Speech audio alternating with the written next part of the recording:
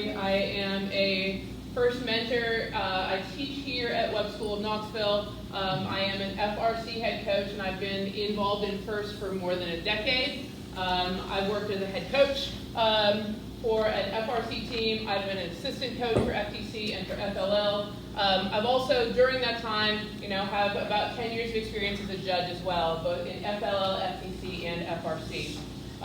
So I'm here to, give you guys a little bit of background about the judging process, because it might be your first experience in, and this might be your first year in FTC, or maybe you just want to, some tips to help you in the judging room and, what to expect and how you can modify what you're sharing with judges at an FTC event. So first thing I want to make sure you know, First thing I want to make sure you know is that every team is in consideration for judged awards. Every single team has a shot at a judged award. It doesn't matter if it's your first year or if you've been doing this forever. And so I want to make sure that every team goes in to an FTC event knowing that they have something important to share with judges, and what they've done, what they've worked on is worthwhile, and the judges want to hear about it. The next thing I want to make sure you do is, as you get ready for an event, okay, so you might not be thinking about judging right now. You're probably thinking, of course, about what our game is going to be. I'm excited about what the game is going to be, too. But if you are interested in achieving a judged award, to get that recognition at an event, some of your planning for that starts today, okay? Because we're going to get the game manual released today. There are some changes to the game manual, and we'll talk about that in some of our later sections. It's going to look a little different than it has in past years, but there are some specific places where you might want to check if you want to prepare, starting now, for judging. First of all, you probably want to look at the descriptions of the judged awards. I would encourage teams to think about which awards they think best fit their team. And you can know exactly what the awards are and what the judges are looking for each award from the descriptions of those. Okay?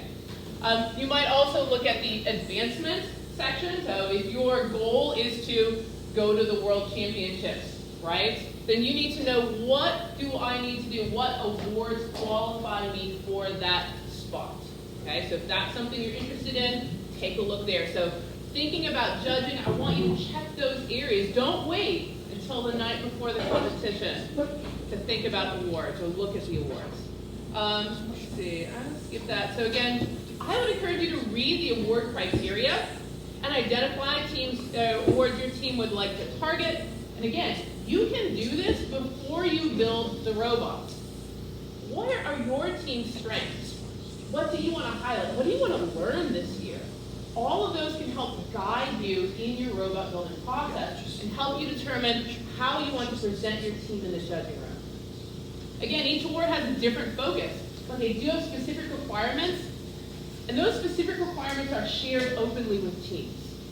So you can target your presentations to judges and even how you build your robot to specific awards. Again, I would suggest that just like building a robot, which I'm going to talk about in the strategic design workshop, you need to have a judging strategy before you go into the judging room. You can plan for your judging strategy. So again, pay attention to the definitions. That means check section 6 in the game manual for the awards definitions. In addition, FIRST often uses specific words to describe activities related to outreach. So if you're targeting outreach or community involvement awards, make sure you know what we mean when we use the word ran or hosted or advocated.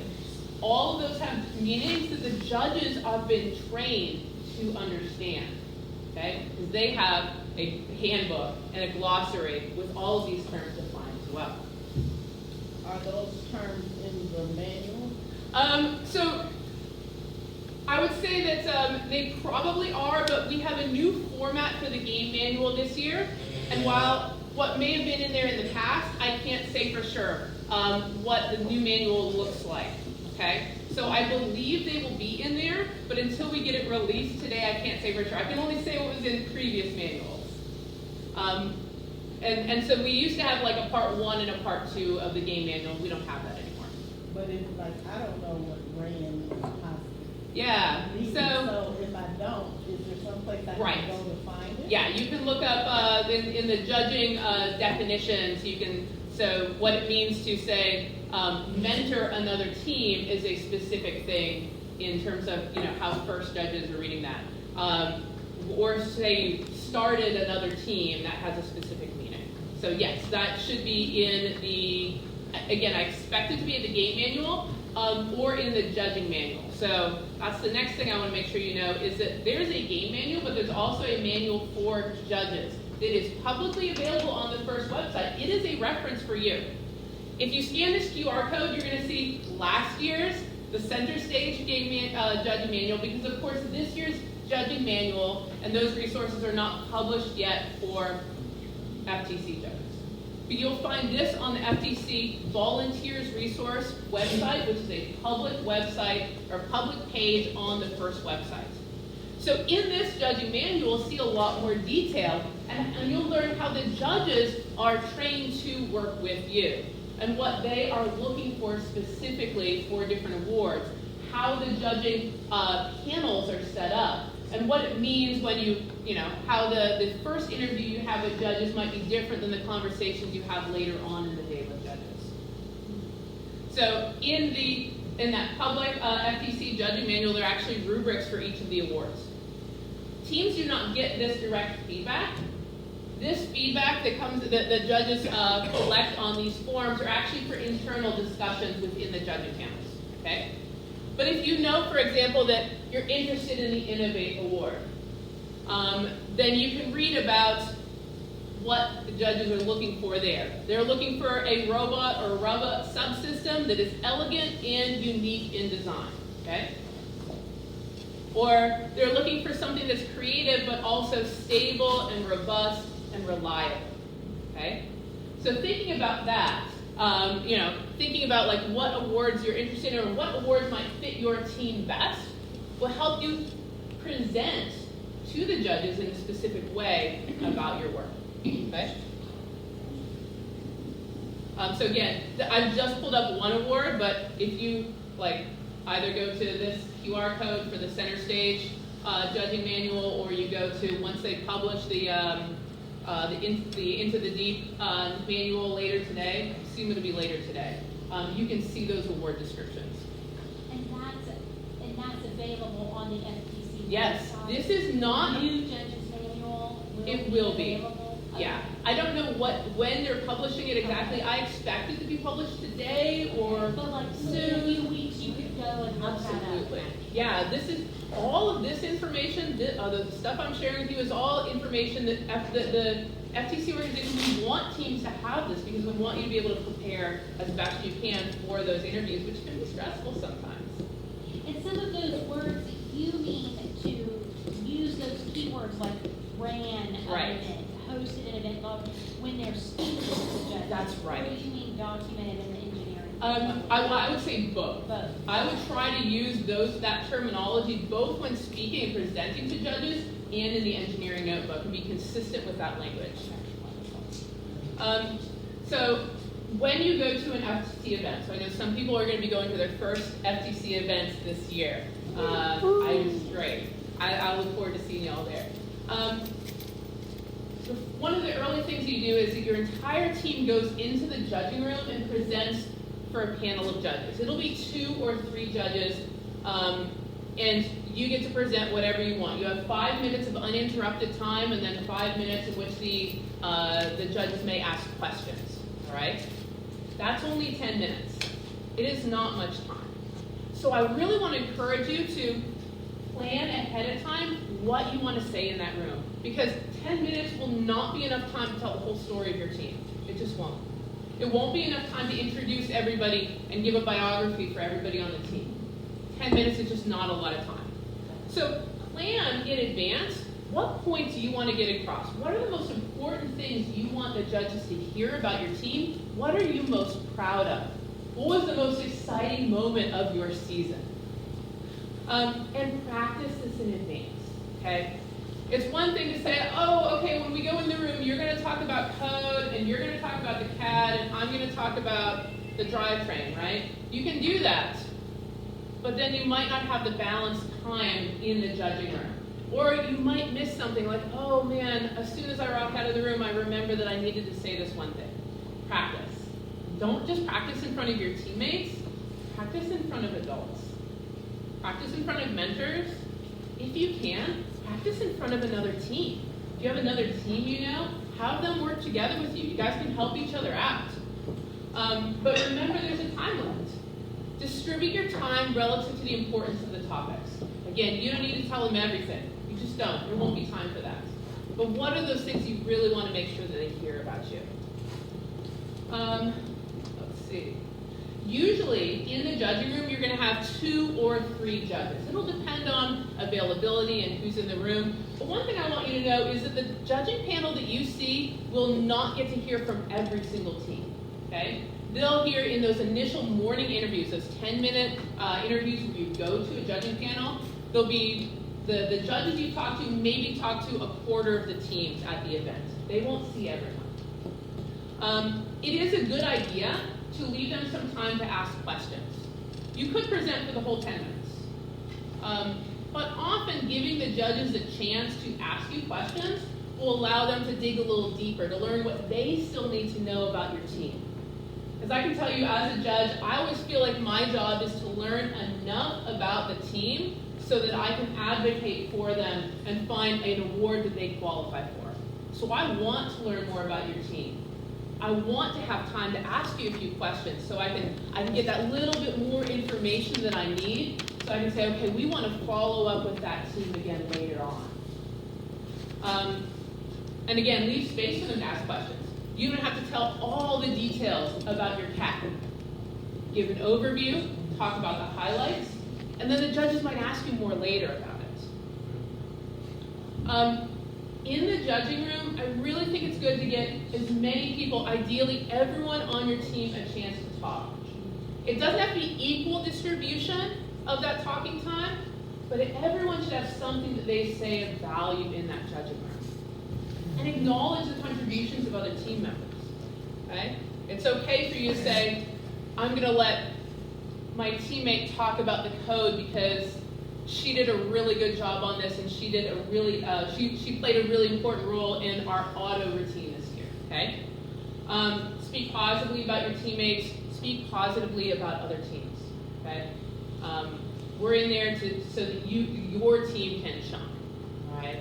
And the focus should be on your accomplishments and your teammates' accomplishments and what you've done together.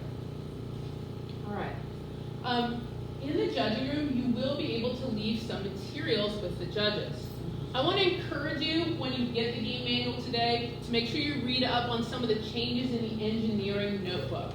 I know there's some changes to the requirements related to the engineering notebook and whether it's required or not required for certain awards. There's some changes as to the control award, and maybe we need to move some of that control award stuff into our engineering notebook. But that engineering notebook can be left with the judges and should be left with the judges. Okay? So the one thing I want to hit at you guys on is so if I bring my engineering notebook, okay, and I give it to the judges, but I've only got one copy of it, then I can't reference it later on when I'm talking to judges in the pit. So bring 2 copies at least, maybe even 3, because I've also seen it happen where engineering notes get lost by the team in the transit from the pit to the judging room. Okay, bring an extra copy, but I would bring at minimum 2, so you can leave one with the judges. I will say though, as someone who's been in the judging room many times, sometimes it's just really hard to read everything in detail. My judging panel, we're not going to read everyone's engineering notebook in detail before the next team comes into the room. We'll flip through it. So if you tell me what some of the highlights are, or you organize your notebook in such a way that I know where the important details are, that helps you. Okay? In the afternoon, judges often have time to look in detail into the engineering notebooks, especially for awards that are related to content into the engineering notebook. but it's a very quick time. When we first see it, we're going to be looking through it very quickly because we have maybe 10 minutes before the next team comes in, okay? So give us some suggestions and advice as to what you want us to see. And again, review the engineering notebook guidelines. Go back through, again, there'll be some updates to the awards requirements related to the engineering notebook, so make sure that you're comfortable with that and any changes that happened this year. Again, not all of them are published yet, but they'll be in our game manual. I want you to understand the process for judging as well. So like I said, FTC teams, your entire team with your robot will go in, you'll have a 10-minute interview with the judges in the morning. Even before, usually it's before the competition round starts, okay? But the judging decisions are not made after that time. After all of the teams have had an interview with at least one judging panel, all the judging panels come back together and we'll discuss the teams that we saw. And we can nominate teams for specific awards. So we might say, okay, the first team I saw, they were really a good candidate for the Control Award. And then there was another team I saw that was also a good candidate for the Control Award. But this team I think is a better candidate for the Innovate Award, okay? So decisions aren't made then, but teams are nominated for awards. And what happens then is after these judges regroup, then they're going to split up again, and in groups of 2 or 3, they go out into the pit areas and find the teams to interview in more detail. That second interview is often going to be more specific, follow-up questions, okay? So just be aware of that when judges are coming back, they might be interested in a specific area, or they might be asking more broadly because maybe your team is in consideration for multiple awards. So you might have questions about outreach, or you might have questions about your design process. Before any decisions are made, all the judges come back together again. So the award decisions are not made by 2 or 3 judges. They're made by all the judges having a conversation together. So maybe your team was interviewed by one judging panel about your outreach, but that judging panel may still have something to say about your robot design or the creativity of your robot, because they still have that feedback because they've had a conversation with your team.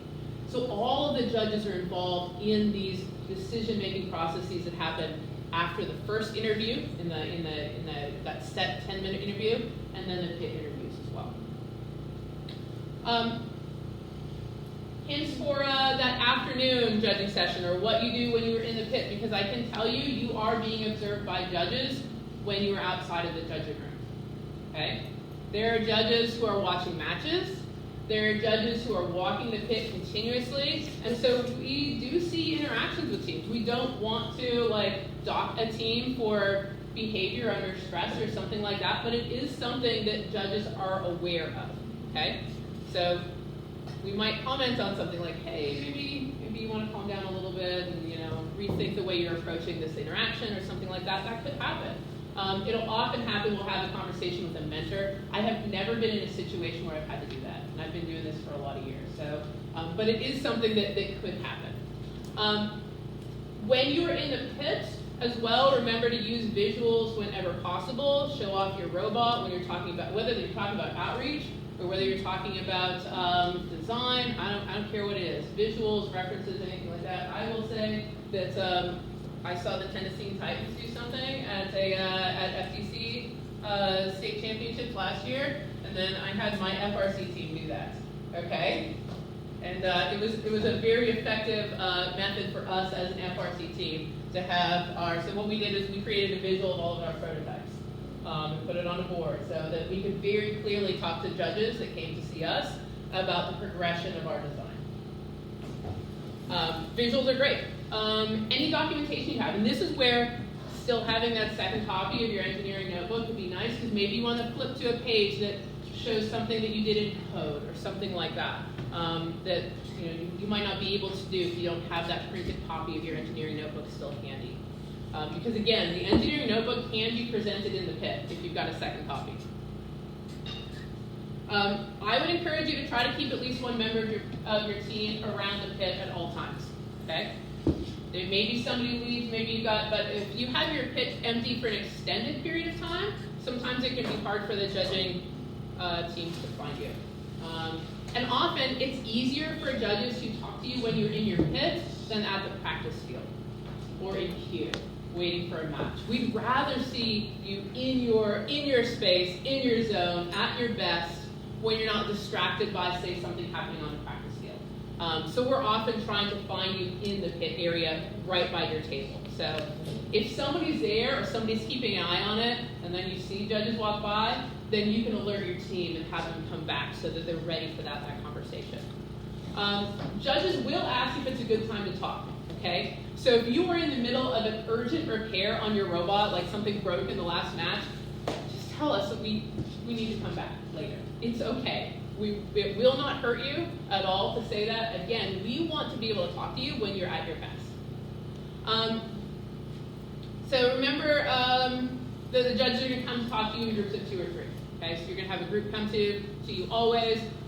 You can engage in that conversation. You might get questions bounced back and forth from these judges. All of that is normal. That's the typical experience. You might have multiple judging panels come by and talk to you, and it just kind of depends on how many judges are available and what awards are being considered and how those award assignments have been distributed among judges. And yeah, all right. I think that's all I wanted to get to. Does anybody have questions for me about the judging process? Yeah. Is there any way to get feedback on what you did well or what needs improvement? That's a good question. So obviously the judges have some guidelines that we've been given by FIRST in terms of what feedback we are allowed to give.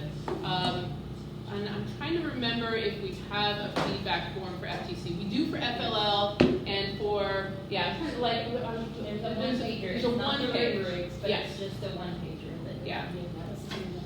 Yeah, We've completed a couple of times and we've never gotten anything back. So I never know. Yeah, there is a feedback form. So I would say that it is returned to the teams. It should come back in your notebook. So if you look at your it comes because it gets handed back. The feedback form, it does not have the detail of the rubric, but it'll have suggestions. Usually we try to write what has been done well and suggested areas of improvement. I don't remember if there are other specific questions on that one. But there is a feedback form that you do get returned with the end of your notebook. I think last year might have been the first year for it. And And not all of the judges were used to filling it out, so it might have just been that your team didn't have judges that were had the time to do it. I mean, 10 minutes is so fast. And that feedback form is filled out. Yeah, I'm remembering now. Again, I do all 3 levels, so when we have different feedback forms for each of them. The feedback form is filled out by that 10-minute judging panel. And then there might be additional things that are added in the main judging session after interviews. Yeah, so look for that feedback form. I'll make sure you can get the feedback form if I'm in the judging room and make sure that it's returned. I'm remembering your number now. Any other questions? All right. Well, yeah. Clarifying point. So Yeah. last year, last year I was a first year mentor and I judged last year. Yeah. And our team got to go to Worlds last year. And so there were some questions about me being a judge. Right. So if I'm associated with the team at all, affiliated with the team at all, so just like you being affiliated with Webb, I'm not allowed to judge my team, I'm not allowed to comment on my team, I'm not allowed to do anything, and I can't compare my team to the teams I'm judging. I have to be, open-minded about where your teams are unique and different and doing great things. And then once we got to the point to where after the 10-minute judging session, when we regrouped with all of the judges, then I was asked to just walk the floor and to no longer make comments once our team was nominated for an award. As soon as my team's nominated for an award, then I am not part of the judging that happens in the pits. I'm not part of, so because we need volunteers to be judges, there are going to be judges that have team affiliations, but those team affiliations are not allowed to overlap in any way. And FIRST is very good about when you fill out your application or your volunteer form to figure out which teams you're affiliated with. So even if, like, I'm a mentor for one team, but any team that I also, like our team partnered with, or I list those on that volunteer form, so that if they end up in my judging room, as long as I haven't done anything with them to help them design their robot, then I can judge them. But if we've done anything with them as a partner, I can't judge them. So, there will be people in the judging room that have affiliations with teams, but FIRST is really, really good about making sure that you can volunteer and mentor or coach or whatever it might be. And that's why we do FLL and FTC and FRC because there's such a need for volunteers. So yeah. I think that it was just, I don't want it to ever come across that, oh, well, of course they won because their mentor was in the judging room. That's not the way that FIRST lets it happen at all. Yeah, and as someone who's, again, across FLL, FRC, and FTC, we have specific information about conflicts of interest in that judging manual. So if you look up that judging manual, you'll read about that there, and the way that judges are excused from conversations if their team is discussed at all. So, if the Webb team is discussed at all in the judging room, I'm actually not speaking at all. I'm completely out of that conversation. So often when I go out and do interviews, I'm interviewing for an award that the team I'm affiliated with is not in contention for. If I get to do that at all. But again, I don't want anybody to feel discouraged from volunteering at events. Because we really need more. So last year I actually was supposed to be a robot inspector last year, but they didn't have enough judges, and so I ended up being a judge at the state tournament last year as well. Again, I've done it many years. I've also been a robot inspector at the event for many years. And on the displays, yes. So it's a good thing then to bring your first build. I think it is. Your prototype, even if you mocked it up with a material that was even like a cardboard mock-up. My FRC team has brought cardboard mock-ups of things that we've made to events to be judged. Absolutely. Okay, so I love seeing it. So having just that display of here was our design process. Yes. Okay. And just that visual, and then your kids can talk through it in the pit when they have that time. I personally love seeing that stuff. And I think it speaks specifically to a couple of the different awards as well. Okay. Okay? Sure. Yeah, thanks. Sorry, I went over. You're good. Okay. Good. All right. About that time. Yeah. I thought I'd come in and remind everybody what's happening All next. right. So, You want to stop that for me? yeah.